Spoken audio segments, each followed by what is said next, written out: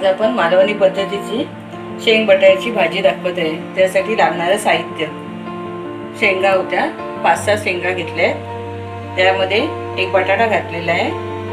नंतर फोडणीसाठी कांदा, खोबरं आणि कांद्याचं वाटण केलं होतं भाजून ते, टॅमॅटोची 2 टॅमॅटोची प्युरी, थोडंसं कोथिंबीर, गरम मसाला, मालवणी मसाला आणि चवीनुसार मीठ घ्यायचं आहे.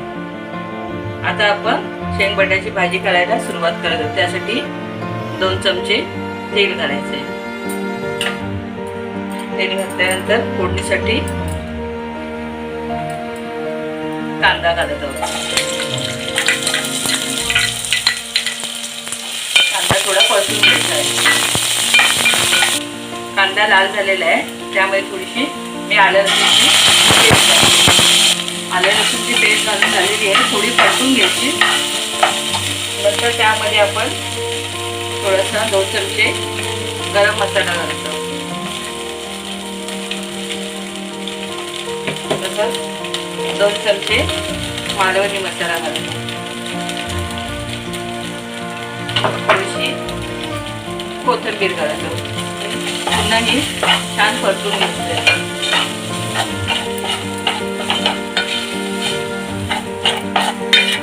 हे परतून झाल्यावर आपण शेंग बटाट्याच्या भाजीला जाडसरपणा येण्यासाठी थोडीशी टॅमॅटोची प्युरी घालत आहोत. प्युरी सुद्धा 5 मिनिटं परतून घेतल्यानंतर थोड्या वेळ तिला झाकण ठेवून एक वाफ आणून देऊया. आता आपलं टॅमॅटो घालून झालं, तर टॅमॅटोची प्युरी छान हे झालं, तेल सुटलेलं आहे. आता आपण त्यामध्ये शेंग बटाटा घालूया.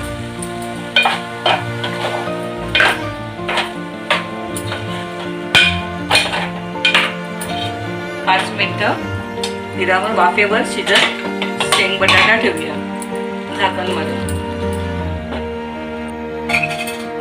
आता पाहूया आपण शेंग बटाटा आपले शिजले आहेत का.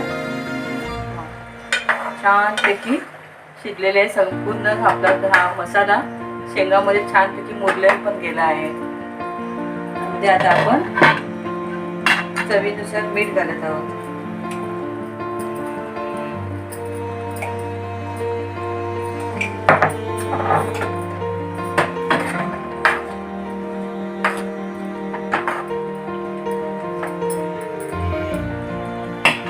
आता आपण कांदा खोबऱ्याचे जे वाटण केलेलं होतं ते आता आपण त्याच्यामध्ये घालत आहोत.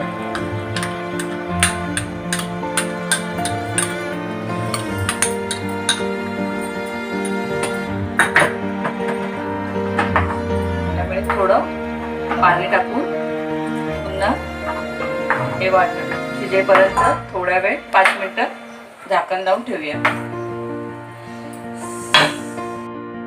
तर मग आता आपण बघूया शेंग बटाट्याची भाजी तयार झाली आहे का.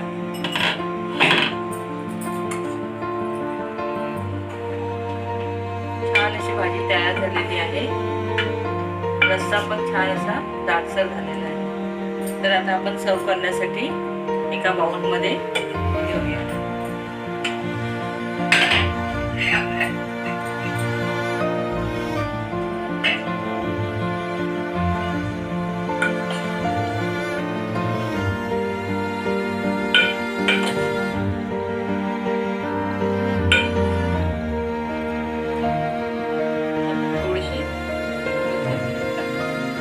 खाण्यासाठी शेंग बटाट्याची भाजी तयार झालेली आहे.